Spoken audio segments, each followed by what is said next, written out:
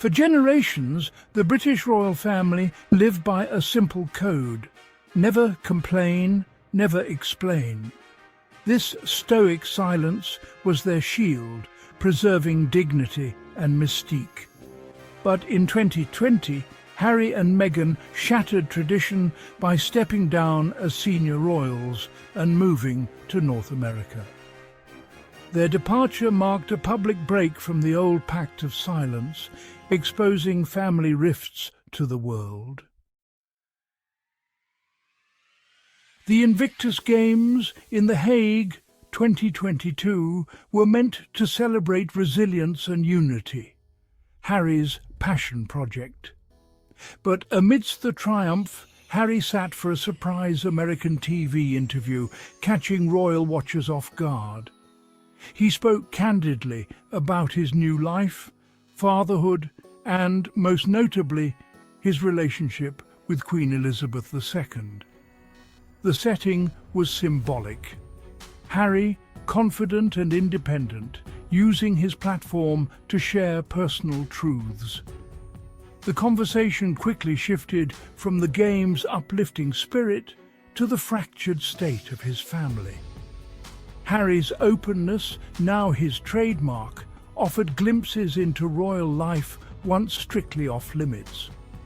What began as a celebration of human spirit became a global news event for an entirely different reason. In speaking so freely, Harry was about to make a statement that would be seen as a direct challenge to his own family. In the interview, Harry spoke warmly of his grandmother, describing their special bond and recent meeting. He said he was making sure she's protected and has the right people around her. On the surface, it sounded like a loving grandson's concern, but the implication was explosive. Was he suggesting the Queen needed protection from her own family and staff? The press and public seized on this, interpreting it as a direct criticism of Charles, William, and the Queen's loyal aides. What Harry may have intended as affection was received as a sweeping indictment, igniting a fresh firestorm. His words, meant to show connection, instead cast doubt on the very institution he'd left behind. Buckingham Palace maintained its official silence, but behind closed doors, anger simmered. Courtiers and family members saw Harry's comments as a betrayal, designed to wound. The British press was merciless, branding him arrogant and self-serving. Headlines painted Harry as the rogue prince, casting stones from afar. The royal family, bound by their old mantra, couldn't publicly refute his claims, leaving accusations to linger. This silence was seen by some as dignified, by others as weakness. The rift between the brothers grew wider, with William quietly upholding tradition while Harry's media appearances fueled turmoil.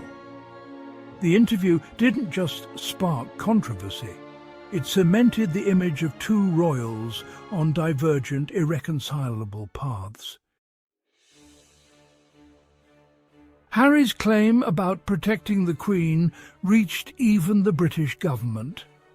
In a rare move, the Prime Minister's office publicly affirmed confidence in the Queen's care, dismissing Harry's insinuation. This official response was a subtle but powerful rebuke, aligning government and palace against Harry's narrative. The monarch is meant to be above politics, yet Harry's words forced Downing Street to intervene. The government statement isolated Harry further, framing his concerns as those of a disgruntled family member. By publicly backing the Queen's arrangements, officials helped shut down Harry's narrative. The prince, who sought to be seen as his grandmother's protector, now found himself contradicted by both palace and state. His words, intended to show care, instead triggered a national debate about loyalty and trust. When asked about William and Charles, Harry grew evasive, sidestepping questions about their relationship. Instead, he spoke of his late mother Diana and the comfort he finds in her memory. This focus on Diana drew a line between past and present, highlighting the emotional distance from his father and brother. For critics, it reinforced Harry's image as an outsider, carrying on Diana's legacy of challenging the establishment. His warmth for the Queen and Diana contrasted sharply with the void where William and Charles should have been. The interview painted a clear picture deep affection for his grandmother and mother, but a conspicuous silence about his immediate family. This selective affection deepened the public perception of a family divided. Harry's careful navigation left the impression that some wounds were too deep to discuss. The audience was left to fill in the blanks, sensing just how broken these relationships had become. Harry declared America his new home, embracing life in California. Yet at the same time, he was fighting a legal battle in the UK for taxpayer-funded police protection. This contradiction, claiming a new home while insisting he couldn't safely return to the old, confused the public. Was his legal fight about safety or about holding on to royal privileges? The mixed messaging fueled accusations of wanting it both ways. Critics saw this as a public relations misstep, undermining his sincerity. The question lingered. Where did Harry truly belong, and what did he really want? After Harry's interview, the fallout followed William and Kate into their public duties. Journalists pressed them about Harry's comments, but they remained silent, focused on their roles. Harry's public statements kept the family conflict in the headlines, overshadowing royal work.